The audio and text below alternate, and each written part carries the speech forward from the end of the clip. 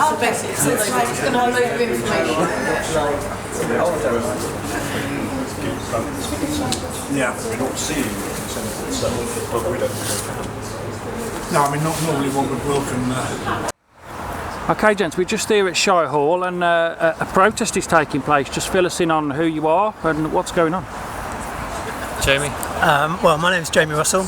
I'm from Extinction Rebellion, Shrewsbury, and we're here today to protest against the North West Relief Road, which is running the risk of completely bankrupting Shropshire, not only financially but also environmentally. The road is an absolute disaster for the county. It's going to create 48,000 tonnes of CO2 for a 359 tonne per annum saving, which by my maths means it's not going to be carbon neutral for 130 years, by which time I will be dead, my kids will be dead, and my grandchildren will probably be dead too. And we don't have time for this. We don't have time for a council that declared a climate emergency in 2019 to not be acting on it. And not only is it just the carbon emissions, we're also looking at widespread ecological damage from the road.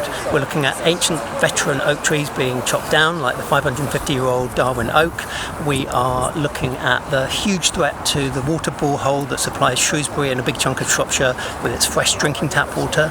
The Environment Agency is saying that the council hasn't provided the evidence that that borehole will be safe if the road gets built. Yeah. So we're here to protest against it, protest against the fact that it's likely to bankrupt the council, protest against the fact that it's going to cause widespread environmental damage, and also remind councillors that just last week the Committee on Climate Change, the UK's big climate advisor for the government, said that all road building in England needs to be halted and reviewed, and we cannot afford any more new roads if we're going to meet our climate targets.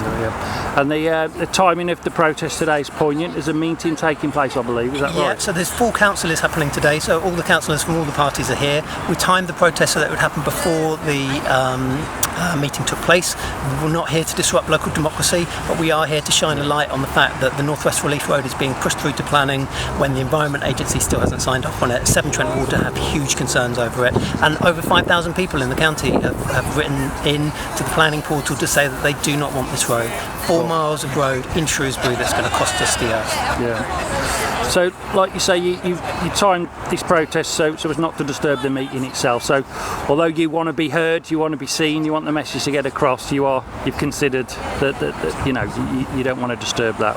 So, that probably needs to be took on board by people.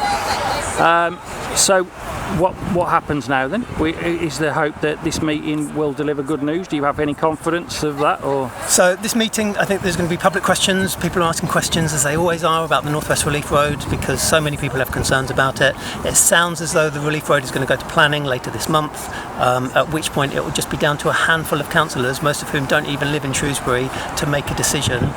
I imagine there's going to be huge political pressure on them to make the right decision, which will be, as far as the council administration is concerned, to approve this disastrous road, because the council wants to build more houses to save itself from bankruptcy through council tax. Extinction! Extinction!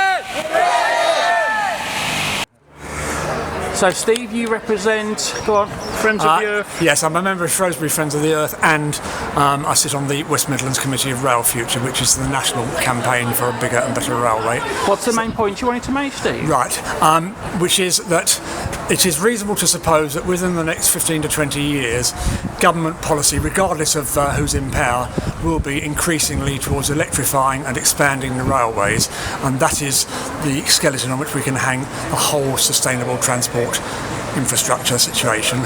So if we have better railways, electrified railways, we can carry far more passengers quickly, easily and cheaply to where they want to go, and we can carry far more freight, and that of course means that we do not need more roads.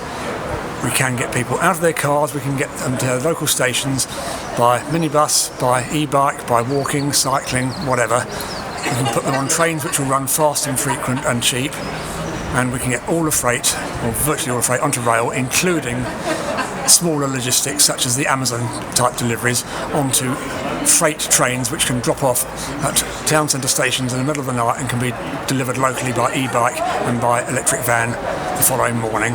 So there is no case for building more roads.